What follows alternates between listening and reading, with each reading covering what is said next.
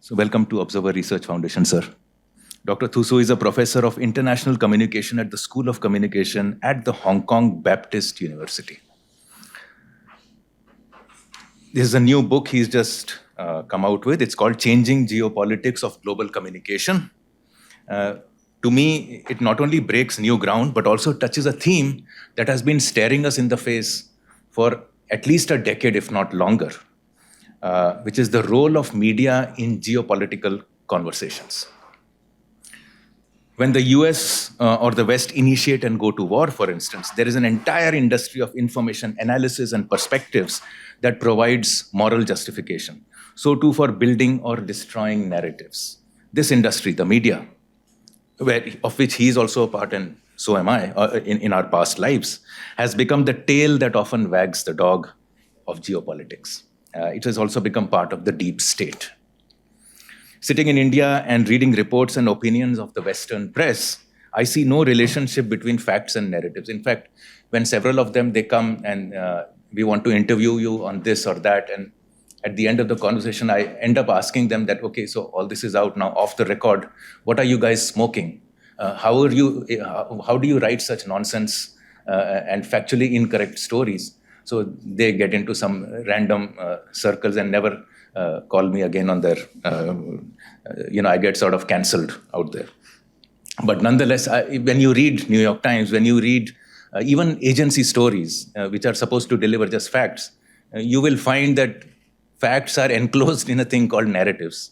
And for instance, recently in Bangladesh, when the Hindus were being killed out there by Islamists, the headlines were revenge.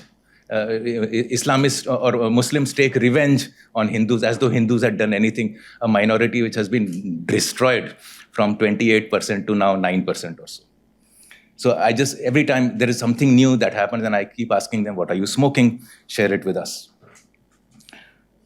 The new skill, forget opinions, even simple reporting is now tarred by narratives. The new skill today, at a time when journalism itself is in flux, we have seen it certainly over the last 10 years, it becomes even more important. The new skill is not reporting facts, but creating a biased narrative within which to report them to suit their biases, ideologies, and politics. And it's not just India or the global south. We are not the only victims around of these so-called liberal narratives. The new animal doesn't spare its own. Look at how crudely and shamelessly the assassination attempt at Donald Trump was covered by the Western media. But for social media and its deep access, our worldview would have been shaped by transnational media companies working in conjunction with the US state. On its part, the West accuses China and Russia of having propaganda and not news and not media. But I see no different when it comes to the cut. The lines sort of merge into one another between the West and China and Russia. China is crude, Russia is crude. West used to be sophisticated, but it has lost that sophistication also in recent times. Particularly as elections come, you will be seeing more and more of these things. Perhaps media is missing the underlying changes, which is notably a shift in geopolitical interest from the West to the East. Actually, it's not from the West to the East. The West has remained where it is. The East has, in my opinion, risen, notably China, and now India. In this new book, Dr. Thussu takes a cold look at these heated discussions. In particular, maybe as part of your introduction, we would like to see how you look at the Indian media. We look forward to this discussion. And with that, once again, welcome, Dr. Thussu. And you have 10 minutes, 15 if you wish to. So thank you, Gautam, for that introductory start for this conversation. Thank you, Udayveer, for organizing it. And Harsh Pant, who is not here, who actually was kind enough to invite me to share some of the ideas which are in this book. I would just say a few words about my background for people who don't know. I have a PhD in international relations from a university in South Delhi, which gets a very bad name currently, but it's actually a pretty decent university. Used to be anyway. I don't know how good it is now. And I've been teaching international aspects of media and communication for many years, mostly in London, but for last 5 years in Hong Kong. And that gives you an interesting comparative perspective to look at the world from different locations. So when you're sitting in London, it's a very different discourse about the world, about global media, about narratives, about geopolitics. When you're sitting in Beijing or in New Delhi or in Moscow, it's a very different discourse. So I've been very privileged to be exposed to different strands of thinking. And having a background in IR and being involved in teaching communication for now a quarter of a century, in some ways, this is a distillation of all that.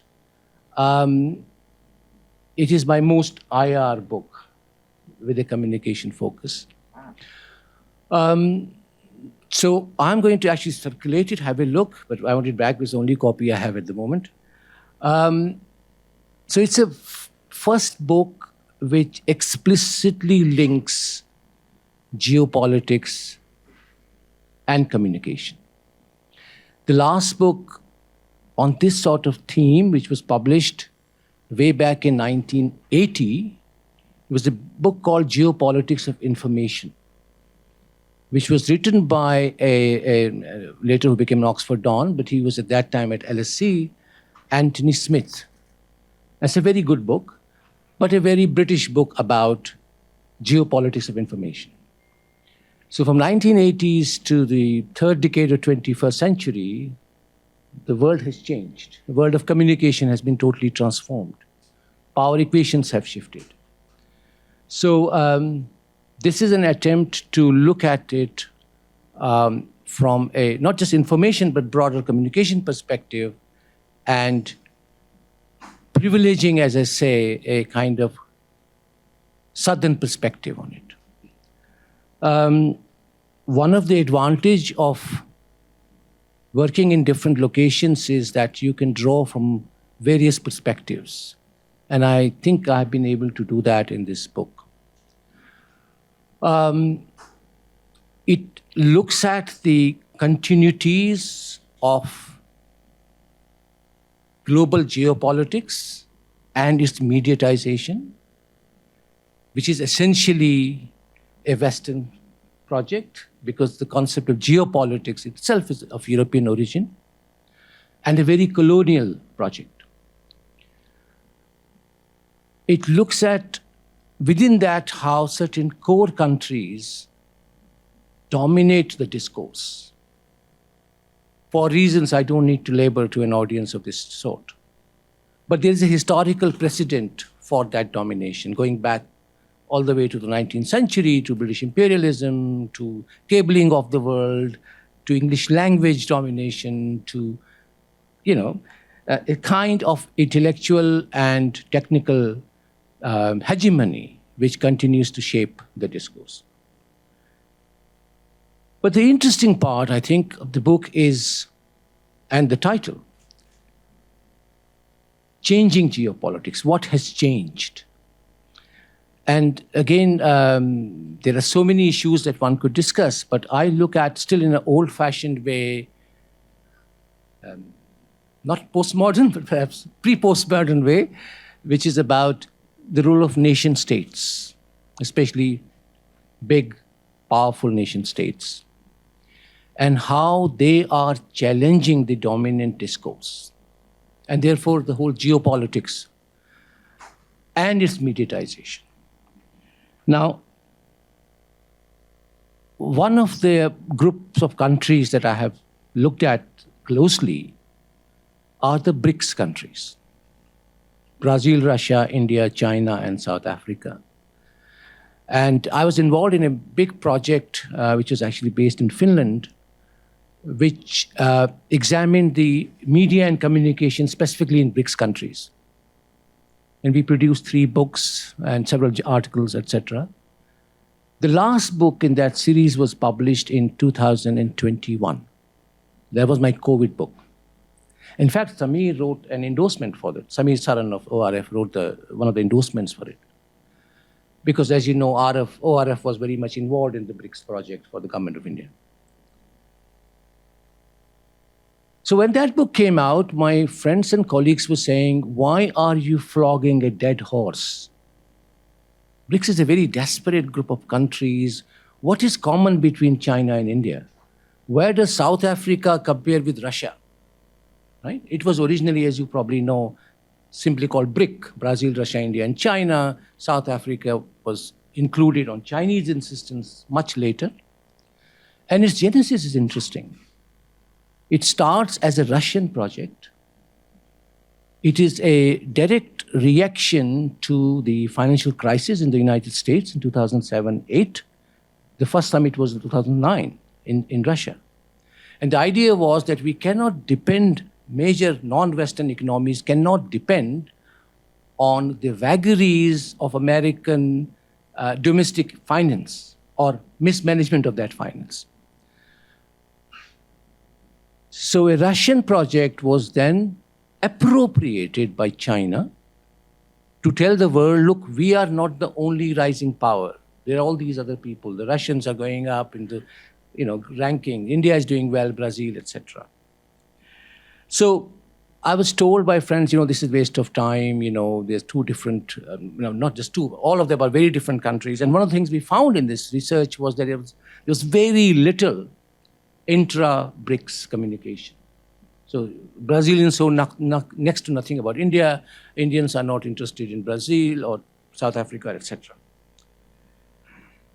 Now, fast forward to 2024, and rather than shrinking, BRICS has actually expanded. This year, there were 6 countries which are supposed to be joining, but Argentina withdrew, a change of regime there.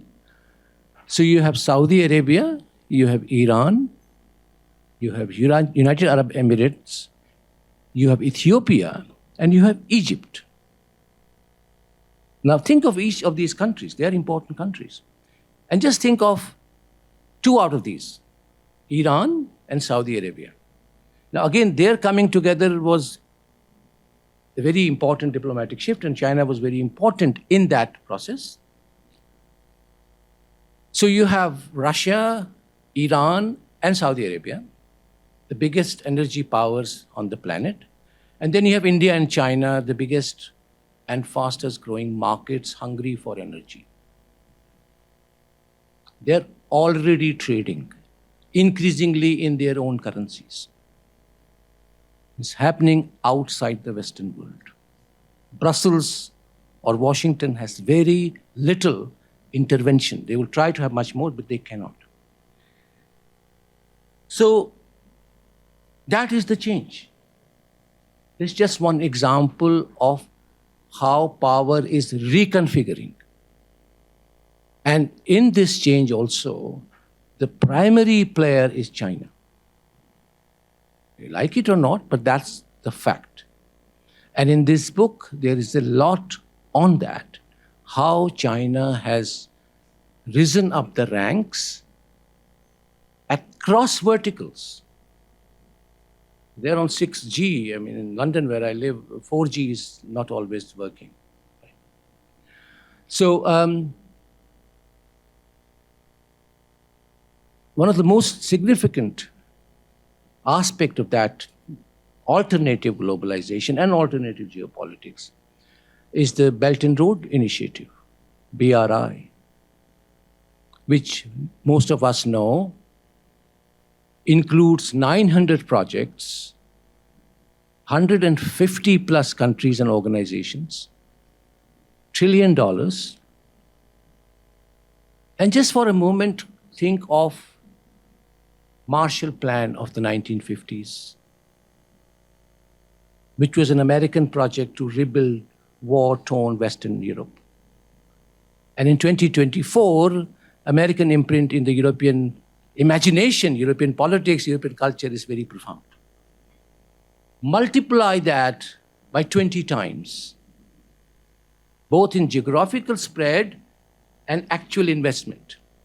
And then you begin to understand what are the implications of this world's biggest infrastructure projects, not just project.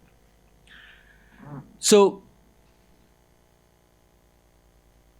within that change, China is facing the issues that Gautamji just addressed in relation to distortions and problems of representation.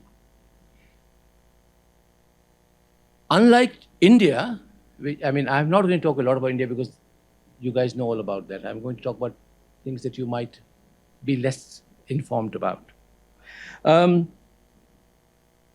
Unlike India, China has been trying to what has been described sometime as its charm offensive. Is trying to reach the world and trying to tell them, look, we are into harmony, and there are some official phrases that they use. They become kind of meaningless because they are used so often. But the ambition is very interesting. Ambition is we want to have a global development initiative, global security initiative, global civilizational initiative. All part of BRI is there to realize these. Now, it looks very rhetorical. It is. It's very party position.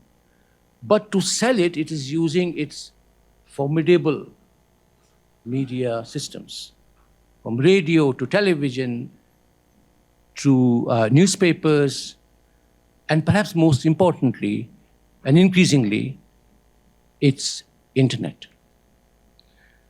So that also has led to a whole range of geopolitical concerns about, and you alluded to it, in terms of fake news and weaponization of information and, manipulating the discourses, which are blamed on the authoritarian, crude countries like China and Russia. And the assumption is that the civilized, liberal West doesn't indulge in it.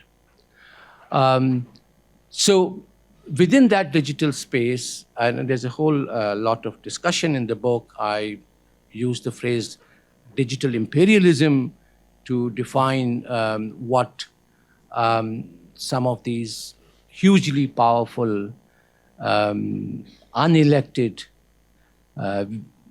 conglomerates based in the US and a particular state in that country, the way they dominate the whole ecosystem of digital world, and how China is beginning to challenge that. The focus there is not so much on the Western world, because in the Western world there is an issue of credibility and there's a geopolitical tension. The focus is increasingly on the global South, especially in Africa, where the Chinese television network CGT and China Global Television Network has a huge operations based in Nairobi, and they are beaming out this state propaganda. And it's both the software and hardware, in the sense that they would say to an African country, we will give you broadband structures, we'll give you satellites, but then you have to show our programs. You have to teach our language, you have to watch our historical dramas, you have to watch our news. So it's a very interesting contestation going on, despite a huge amount of money that the Chinese government has spent on its external communication. Its efficiency remains questionable. Who is watching it, who is consuming it, how it is affecting their perception. And I think that is the most important shift in terms of, or change in geopolitics, because the Western binary, democratic versus authoritarian, one party versus multi-party kind of stuff does not explain the complexity of what countries like China are doing or are capable of doing. I'll just end with one final comment in relation to India. This last month, I think, or early this month, the bilateral trade between India and China surpassed that of India and United States. So China is India's largest trading partner. It also is the largest trading partner for nearly 150 countries in the world. So it's not just talk about Chinese initiatives, and it's also grounded in reality. And therefore, there is this whole talk about new Cold War. And what distinguishes it from the previous version of it is that unlike the Soviet Union, whose economy was not even covering the Soviet Empire, here you have a country which is almost integrated for 90% of the world. The majority world is theirs. It has made the Western aid industry increasingly redundant. Right? The poverty alleviation program of China has been a phenomenal success. It has distorted the UN statistics about how many people are extremely poor in the world, because China has got to next level. We are there, but not quite. So the overall argument is that because of these fundamental shifts which have taken place in the last 3 decades, the power structure is shifting. China is the most prominent example of that. But other countries, and we've seen that in all its complexity in the Ukraine conflict, is that Western hegemony in terms of how geopolitics is conducted is being deeply kind of problematized, and people are asking interesting questions about that. Just one final word. We were told that the Russian economy will collapse in 3 months after they invaded Ukraine in February 2022. We're now in 2024. It's going to be 3 years next year, next February. Russia is doing okay. While Germany, the biggest economy in European Union, is in recession. So the Western discourse, narrative, think tanks, etc., the New York Times for that matter, did not think beyond the West.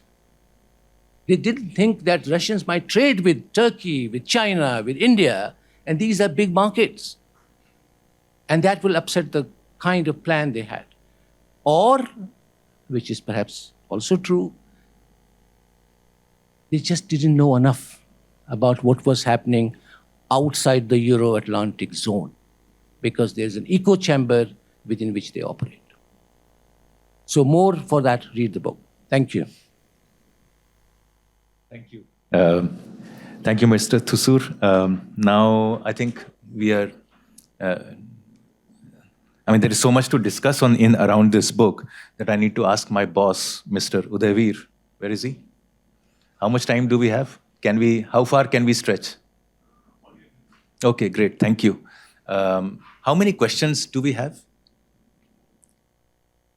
So not too many. But I think as we go forward, go deeper, more will come. So I'm going to begin with just 3 questions. So in this game of geopolitics and narratives, the US has a first mover advantage. Okay. China has an advantage of being a state-owned, state-managed media. What is the geopolitical edge that India can have in its communication, given that its truth or facts, they don't matter anymore on the global landscape, but narratives and manipulations that drive discussions. Narratives have become the new geopolitics as far as the media part is concerned. So is there any advantage that India has, or will India be always at the back foot because of its democracy and internal, opinions? Thank you. I was deliberately avoiding talking about India. But now you have, No, since you've mentioned repeatedly that China and India are the upcoming. It's a very interesting contrast, actually. Because unlike China, whose media is basically state apparatus, it's like propaganda, right? we have had a tradition of a very diverse media. We are the largest democracy in the world. Times of India was set up in 1840, no, 38 or 48, 42, something like that, right? Long time ago. It was the oldest newspaper in Asia, indeed in the world. But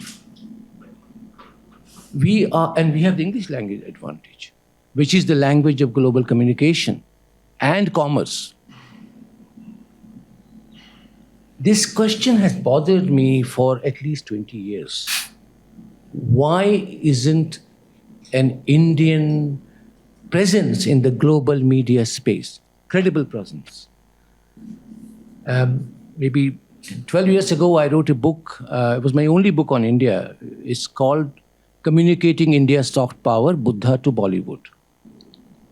It was originally published in by Palgrave in New York, and then I got an Indian edition, 2016.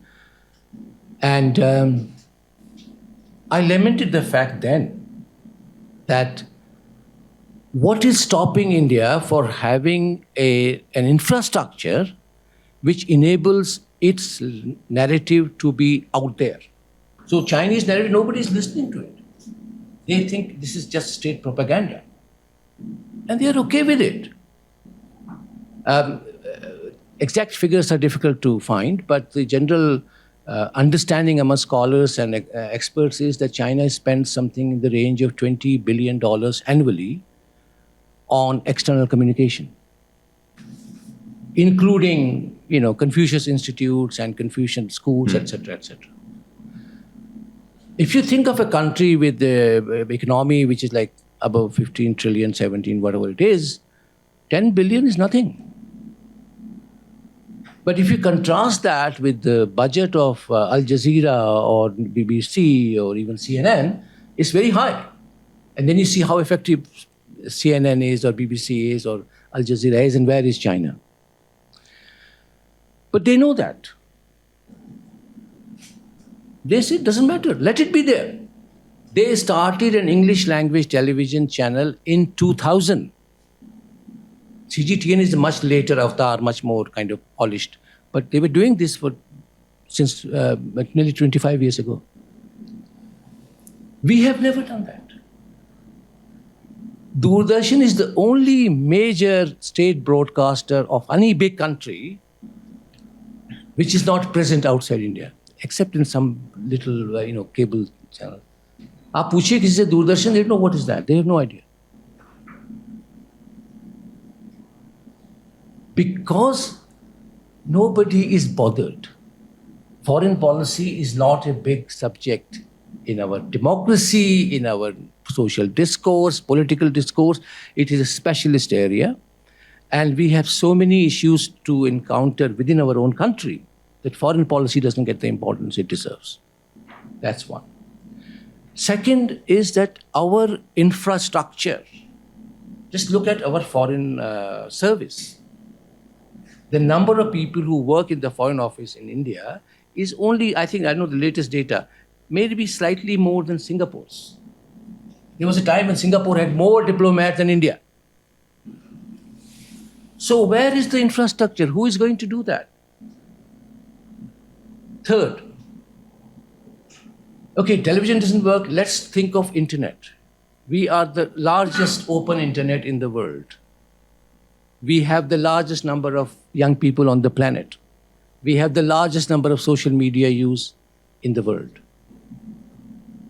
Has there been a portal which has been created in the last 10 years, which puts Indian point of view, not the Sarkari point of view, Indian point of view, in a language which people respect, in a discourse which is credible and serious and sober, not Republic TV discussions? I mean, enlighten me if there's, I haven't found one. So basically, India has no advantage in this game if it wants to move forward? Of course, it's got huge. I began with that advantage. Democracy hai, Angrezi hai, youth hai, technology bhi hai. But the point is, as I said, I've been really arguing for it for many, many years. And I've spoken to various people at various levels of government and private corporations, etc. When I was in London, I used to run an India Media Center, which was the first of its kind in the world. And I came over and I talked to media people here, Z and all of that. Kuch kariye, London mein hai, kuch kar-" They were not interested. They're not even interested in diaspora. Forget about the foreign policy aspect. So I think to do something of where Indian narrative is out there, you need a kind of public-private collaboration. We are capable of doing outstanding work, as we saw with G20 last year. Right? From a PR perspective, it was an outstanding example of what government can do. It was a normal annual conference, right? It's no big deal. But we presented it as we have arrived. Right? So why can't they do similar things on a regular basis? There is a portal, there is infrastructure, there are people who know how to speak in Mandarin or Russian or Spanish or English, talking to the people world at large. Right? So there are advantages, but there is no political will. My final point. Mr. Adani has just a few months ago, a year ago, taken over NDTV. Today's newspaper says Mr. Adani is the richest man in India, right? And one of the richest in the world. पैसे का मसला नहीं है. NDTV has a brand. You know, Oxford University has this Reuters Institute for the Study of Journalism. If you look at their reports in the last 10 years, one brand which comes from India regularly in it is NDTV. So greater credence than Times of India. So you have the credence, you have a history of, relatively speaking, sober analysis. You have now a big conglomerate who has interests all over the world. You have a helpful government. You are the 5th largest economy, you want to be 3rd largest, you are the biggest democracy, etc., etc. I could go on. What I cannot understand, what is stopping you? Right? When the Chinese can do that, and forget about China, you can say, oh, China is an authoritarian country. Think of Turkey. TRT, Turkish Radio and Television, is globally available, and just watch it sometimes pretty decent. Al Jazeera, of course, you all know. Think of Press TV. The Iranians have their own English language network. Al Jazeera, of course, is well known. The Japanese have it, the Koreans, everybody of any substance has its presence, except us. So it's not money, it's not technology, it's not talent. This country is brimming with talent. It's the lack of political will. Is the priorities are different. The assumption is that we will tell the world we are the Vishwaguru and the world will listen. They don't. Okay, so I think I'm going to hold my other questions. नहीं, बहुत time लग गया उसमें. I'd rather have conversations. Thank you, sir, for your presentation. I'm Abhishek. I'm a research assistant with ORF. My question is, I think you mentioned about Al Jazeera. How do you see the role of like Al Jazeera supported by a small state like Qatar, kind of single-handedly dismantling the Western narrative on Gaza, and kind of bypassing CNN and MSNBCs through, TikTok and independent channels? Do you see that that's a classic example of how a small state can, shift a narrative, Western narrative, and kind of, putting pressure on administration, like US administration, by bringing out, direct report from what's happening in Palestine? Thank you. Thank you. Al Jazeera is a very good example. I'm glad you raised it. Because Qatar might be a small state, but it's a very rich country. So resource is not a problem. Its location geographically is such that it's perfect for satellite television. That's why it was started there. Third, most of its senior editorial work is done by ex-BBC people. They might be Arabs, but they have that experience of working in a comparative context. So the quality is there. Now, if you watch it, you realize there's no advertisements on it. So if anybody who knows how media economy works, it won't survive if it was just the audience. Right? It's basically the Qatari royal family, Qatari state, which sustains it. But they did a brilliant job in terms of getting the good people, and they happen to be in a news-rich area, right? And there's also a kind of political dimension, which is that Qatar has used this very powerful medium. It's a good case in point, actually. A medium like television news to raise its diplomatic profile. It has been a very important mediator, not just in relation to Gaza, but think of Taliban and Afghanistan. And one final word. This idea that is anti-Western, you have to take that with a bit of salt. जो उनका अंग्रेजी वाला है, which is different from their Arabic one. The audience is different. And the English one is essentially run in London. And it follows in a more subtle way the Western position. Gaza is a special case in point, but if you look at other places, it's a matter of degree. It's not fundamentally different. Anybody? Yeah. And sorry. this final point. One should also not forget one of the biggest military bases that the United States has in that region is not very far from the headquarters of Al Jazeera. So, sir, my question to you is like, as I saw your book, you have mentioned about communication cables. So, as we know, the US and its Western allies traditionally dominates the communication cables, especially the submarine ones. So, how much China have progressed in this niche in terms of submarine cables, since they are, very essential aspect of global communication today and in the coming future also? Thank you. Thank you. This is a very good question. Actually, there is a lot of discussion in the book. Not only of the US-owned, it's not US, by the way, all the countries are also, India is there also, Reliance has invested in it. But China is in the non-Western context, China is the most important player. It is already connected, invested heavily, and some of them are already operating in Southeast Asia, one connecting, Pakistan and then all the way to Europe. To the coastal route.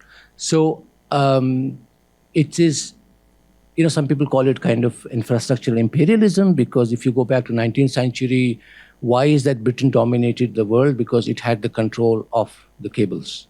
It was ahead of its European rivals, and that helped it to win wars and to increase its trade. So, internet is not a divine entity. Divine kahan mein? No, yeah, divine. China using internet to assert their hegemony. Can internet be regulated to alter geopolitical discourse? How, if so, how can it be regulated to balance between security and privacy? Very good question again, and I don't have an answer to that. I don't think anybody has an answer to that. The Chinese internet is very interesting. Because, and I've written about it, because it's the only country which, apart from the United States, which has its own platforms. So we're talking about now platform imperialisms. Right? And the debate in the Western media primarily is about censorship. So China equates censorship. I have argued, I think convincingly, that precisely because it was regulated and censored, China was able to develop its own platforms. It didn't have to compete with a Google or a Facebook. If you look at the Chinese internet, every platform that you and I use has a Chinese version. And now some of these versions are going global. Alibaba, Tencent, these are international companies. India doesn't have a brand there yet. In the cloud computing field, which is very, very important, Amazon and Microsoft and Alibaba is out there in the top 10, maybe 5th. So Chinese have been able to develop an alternative internet. Of course, it's controlled, everything is managed, etc., etc. But what we forget sometimes is also a huge commercial operation. we're talking about billions of dollars generated by electronic commerce. And now with BRI, there's this talk of digital silk routes, right? So it's expanding, it's globalizing, it's creating an alternative internet. And in terms of regulation also, it's a big debate. Who should regulate?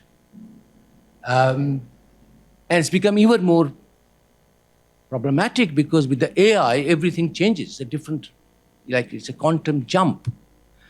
And it's interesting that European Union is the only kind of international body which is saying there should be some kind of regulation about AI.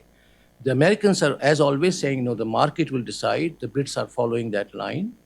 And the Chinese are developing their own AI. So there's a debate now between the authoritarian AI versus democratic AI. The crux of the problem is that, the beast is such that it's very difficult to regulate it. Unless you have an international body, a UN-sponsored body, which would do it. Otherwise, it has to be national thing. And by nature, that doesn't work because this is a transnational, territorial entity. But some of those are already coming. For instance, Twitter needs to adjust its regulatory actions. Adjust its actions as per the regulatory framework of a particular country. International context. Yes, in the national context. So I think new options may come from there. The other thing, you had raised it in the earlier point, which is that we don't have a global media. The internet did give us a chance to create a global media. And in fact, Indians did try. For instance, there was an equivalent of Twitter in the form of a coup. And that coup has just imploded a couple of months ago. So it's not just technological knowledge or product making that matters. It's also the kind of funding, the venture capitalist, the entire ecosystem, the ability to transcend a simple what's the next quarter profit and look at a much bigger picture. I don't think India is quite there in terms of its financial services industry, notably venture capital as we talk right now. So these platforms will always remain in the hands of what we now call the West, because I don't think India will accept Chinese platforms. And the West has shown that these platforms are not dependable. For instance, when the Russia-Ukraine war began, all these, like we had heard of individuals being cancelled, a whole nation got cancelled. Russia was cancelled. So the only news about Russia came from RT, or we had to go. So this whole, and that's where your book, the geopolitics, talks about, where nothing seems to be private anymore. Even in the most private and the most capitalist society, there is nothing private. There is no private enterprise. It's all state. In China, it is state-owned, state-controlled. In the US, it is state-influenced. Can I just add one little point to that? It's related to Ukraine. And there's a lot of stuff about Ukraine in the book. As the Russian invasion started, Mr. Elon Musk told Ukrainian government that I will give you access to Starlink, which is his platform, so that your internet operates. Now, this is a private individual. He's making a very important intervention, which is deeply geopolitical, right? And foreign policy intervention. And that sustains the internet in Ukraine at a very serious period of invasion. Now, he couldn't have done that without approval from the Pentagon. So, as you said, state influence actually in some ways is very explicit. Again, there's a lot of discussion in the book about how Microsoft was directly in touch with the Department of Defense to find out what was happening on the ground in Ukraine. That's one example. US intervention has a long history. Sorry, can you identify you? I can't Yes. recall where I met before. Yes, I'm Radhika. I teach at the University of Amsterdam, and my interests are climate communication and ethics of socially disruptive technologies. So we met at the IMCR in Hyderabad. Okay. It's been a while. Good to see you. Yes. So my question is, you've of course rightly identified the problems with narrative building that India faces. I was wondering, how can the narratives between the BRICS nations be improved? And for example, a case in point would be India-China. We're at each other's throats. It's not about politics. I think politics has one place, but it's also about the kind of communication. So the kind of narratives we build in the Indian social space about China and vice versa. And I think then that creates a kind of a rift, which means that at every point you will face this narrative obstruction when you want to do something together as a bloc. Because there is a Western bloc, but the BRICS as a bloc fails to make an impact. Not always, but it could make a better impact if the narratives were improved. So what would be your top suggestions for this? Can I give a one-line answer please. before you take it up Please, seriously? please. Ask China to back the hell off. Thank you. Actually, the BRICS project we were doing, it was quite a big project. What we found most difficult, and in all these 5 countries, we had people who were doing on-the-ground research, was that there's very little intra-BRICS communication, almost negligible. आप India के अखबार उठा के देखिए ना, उसमें Brazil के बारे में कितना छपता है, और Brazil papers, how much there is on India in Brazil? Nothing. I had the privilege to spend a year in China, in Beijing. I was at Tsinghua University, which is their top university, and I was in an American college, which is like in Harvard College. So I don't know how I got it, but I got a Disney chair. I was paid beautifully, and they haven't read anything I've written. But anyway, while I was there, I was trying to meet people in this top university in China with whom I could have a half-decent conversation about my country. I couldn't find many. Unfortunately, India doesn't figure on the radar, except for a market. And a little bit about Bollywood and Buddha, kuch hai Buddha ka kuch connection hai, that kind of. Now I'm teaching there, I see that on an everyday basis. And it's not just India. They really are not that bothered about even Europe. It's one country that matters to them, which is the United States. So there is that problem. In India, you have much more expertise on China than the other way around.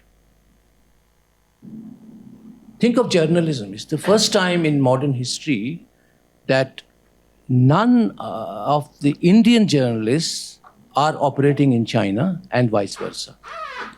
Not even PTI, not even Xinhua, not even in Hong Kong. So it's all coming through third parties. These are 2 major countries. 75% of phones we use are made in China. We are the biggest trading partner. They are our biggest trading partner. We don't have a journalist in Beijing. They don't have a journalist here. Academic exchange आप देख लीजिए कहाँ है? Tourism देख लीजिए. We have all these wonderful Buddhist things which will attract them, but when they get to airport, they say, यार ये कहाँ आ गए? खतरा है. And when we go there, the visa है, phone नहीं काम करता, etc., etc. It's very difficult. And the crux of BRICS is really this dynamic. If these 2 countries were able to come to some kind of a working arrangement, and I think they're working in that direction. There's actually, since Galwan, thankfully there hasn't been any major problem, and trade is increasing. But China is very keen to keep us down. We see in that neighborhood. But just look at the United Nations, how they vote on terrorism-related, resolutions. Look at the way they have done everything in their power to make sure that India doesn't get the permanent seat in the Security Council.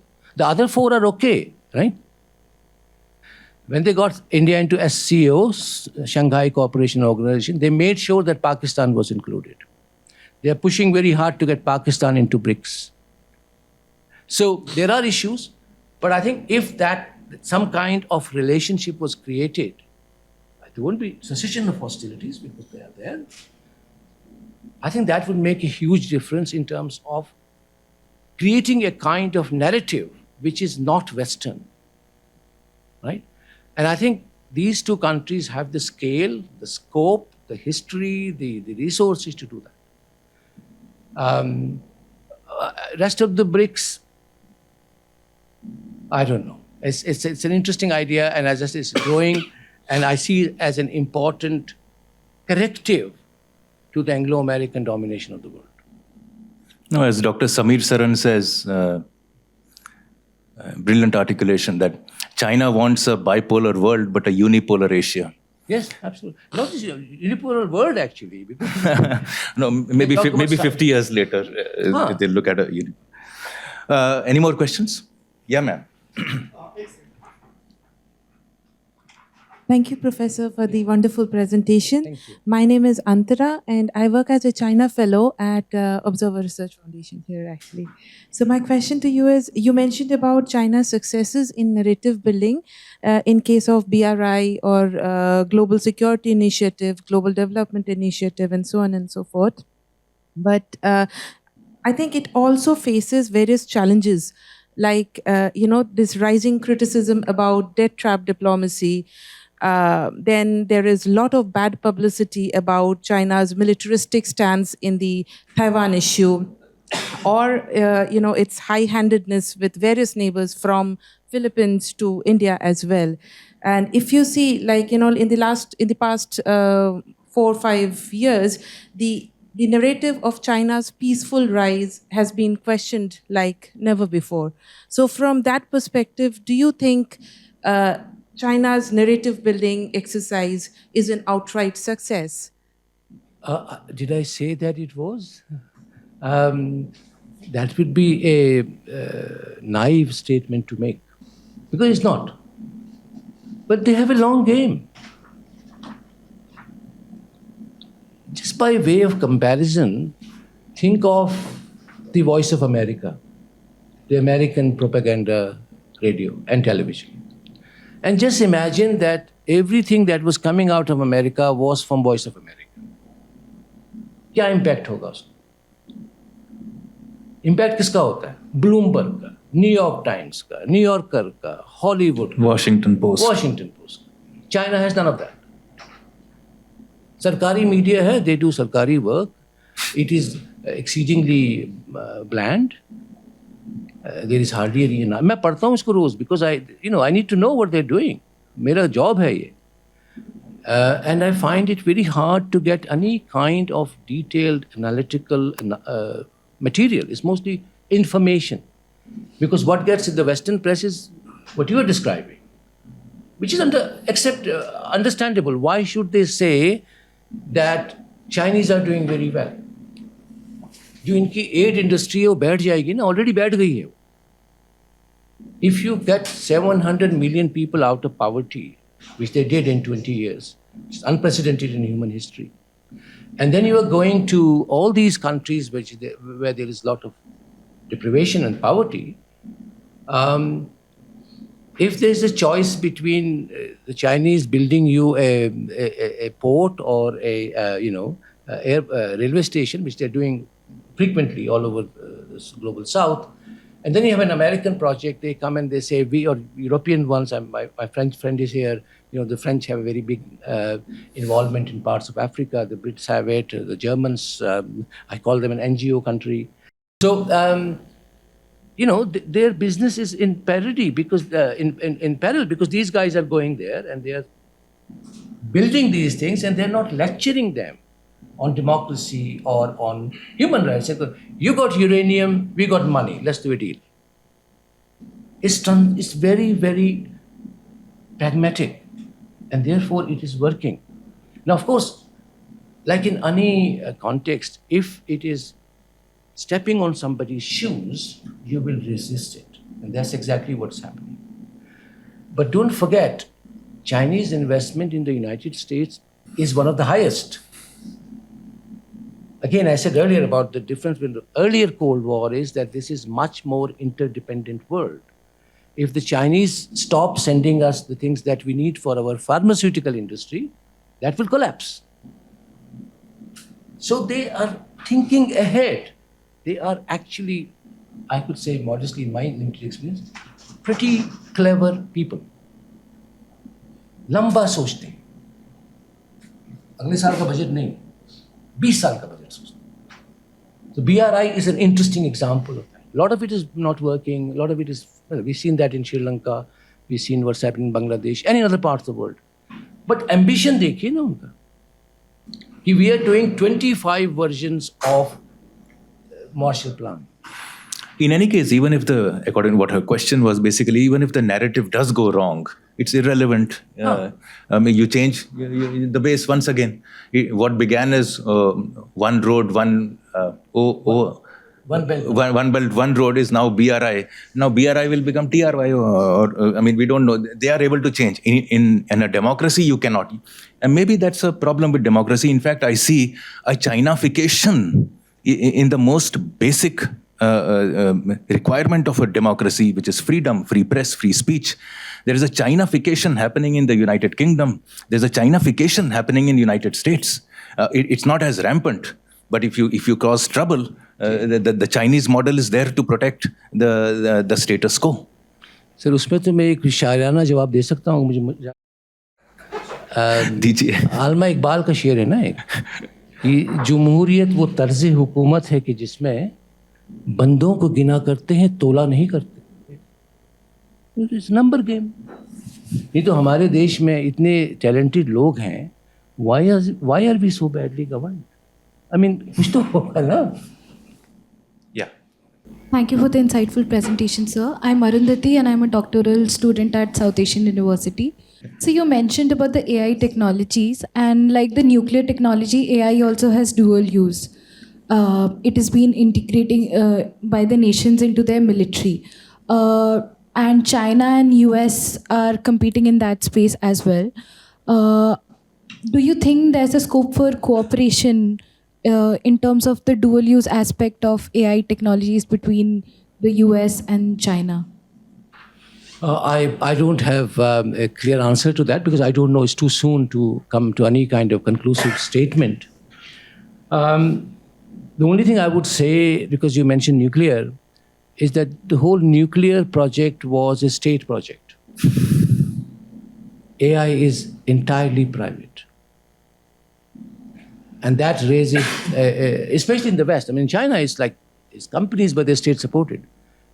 In the United States, you can count the companies who are bringing that out. And that's very worrying because the state is not directly involved, unlike the nuclear energy, right? And I think that creates a whole range of, I have a section about AI in the book, but it's, it's too, as I say, it's too early to say. But what is being, the way it is framed in the international media is this authoritarian AI identified with China and democratic AI identified with the West. Now, how democratic that is a question for debate, or how authoritarian the Chinese one is a question for debate. But there are others also, the Koreans, the Japanese, the Europeans, and also in India. I was recently in Bennett University, and they have a school of AI. They just set up an AI, studies school. So,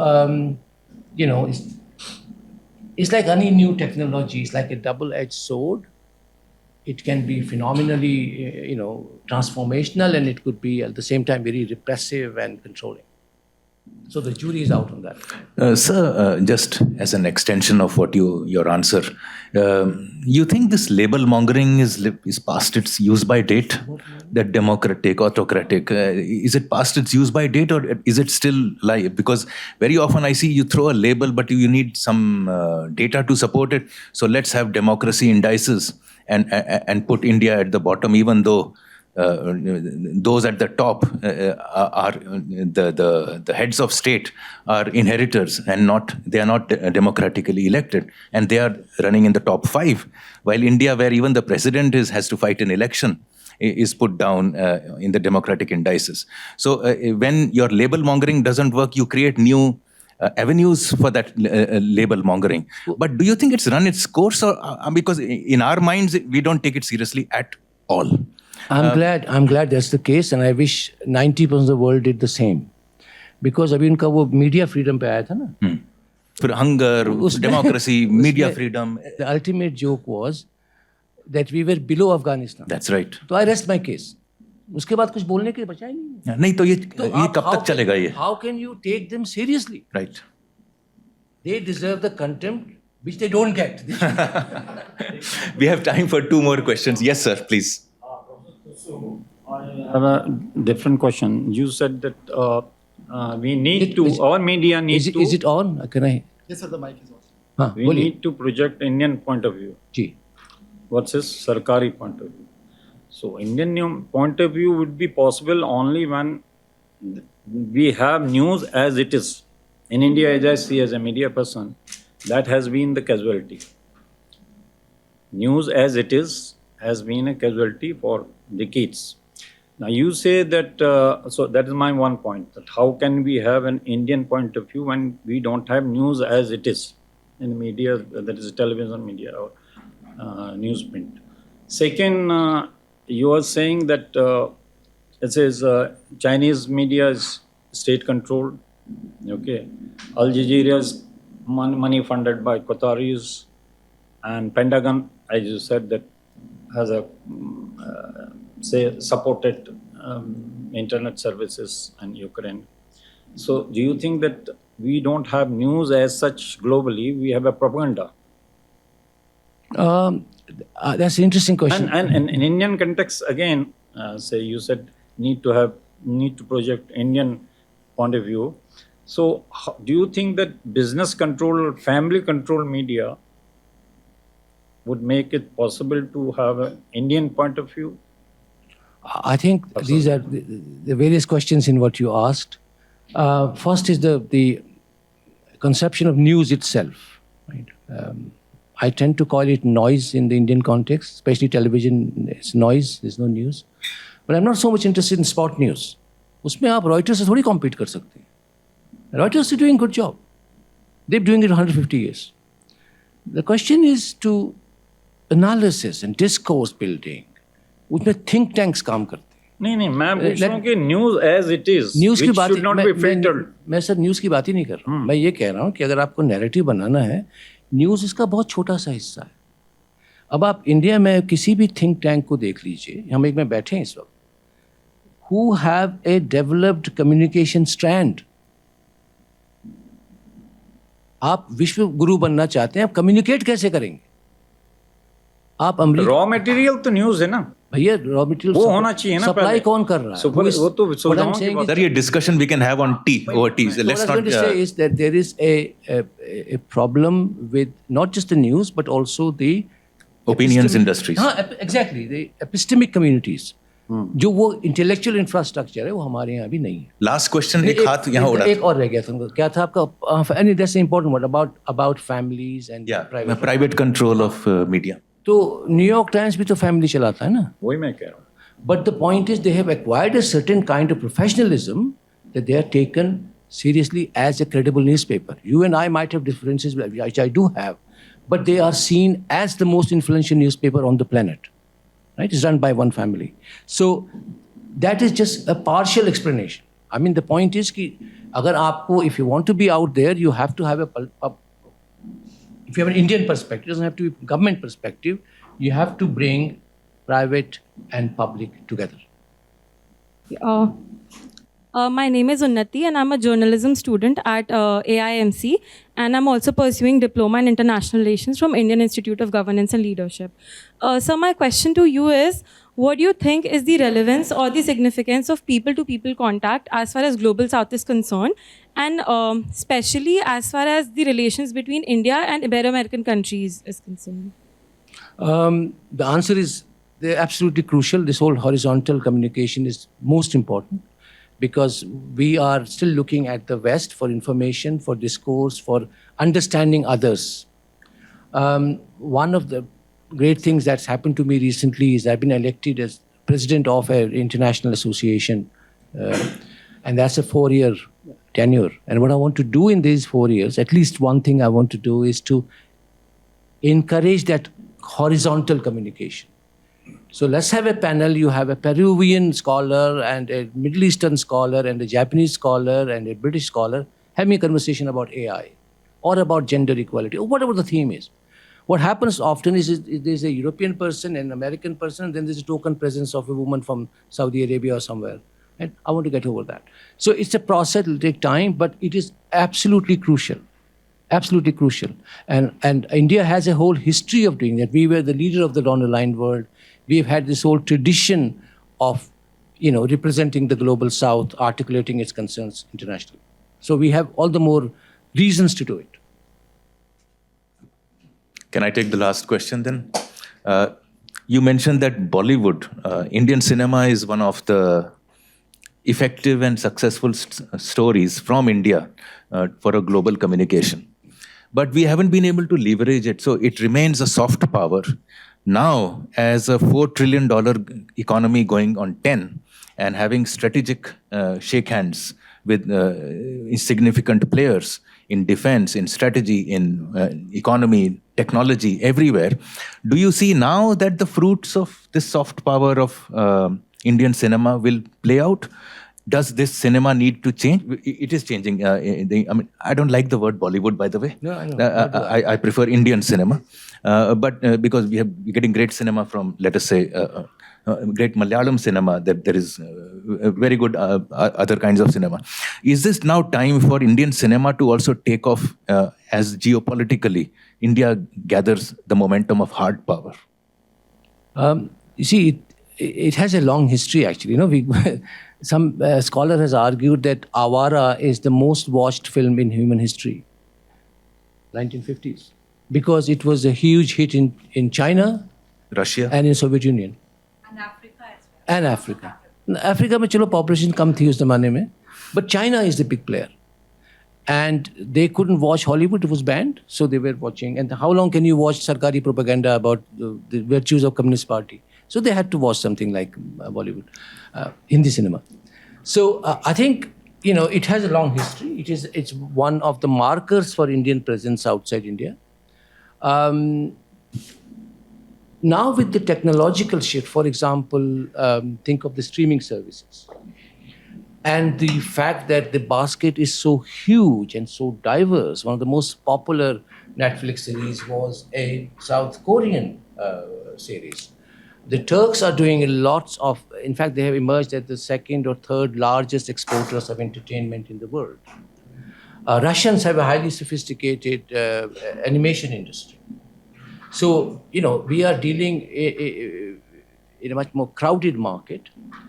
And, so we have not really got beyond the diasporic audience. Largely it's diasporic audience. So how do we get beyond that? Again, we have the example of RRR. But that leaped over. They're the exception rather than the rules. The rules are still predominantly diasporic, and that diaspora is also not particularly wedded to Indian cinema. They are getting all kinds of different. So it's more complicated. And again, I think the state has a role to push that, because if you look at the South Korean case or of Turkish case, the state intervention has been absolutely crucial for creating the so-called Korean wave. It was the Korean industry and Korean government which got together and pushed it with festivals, with subsidized viewing, etc., all over the world. I think, again, it is we are reactive, we are not active. तो अगर आप किसी बोले foreign office में बोलिएगा उनको जरा active हो जाओ भाई, रिएक्टिव क्यों हो? Thank you very much, Dr. Thussu.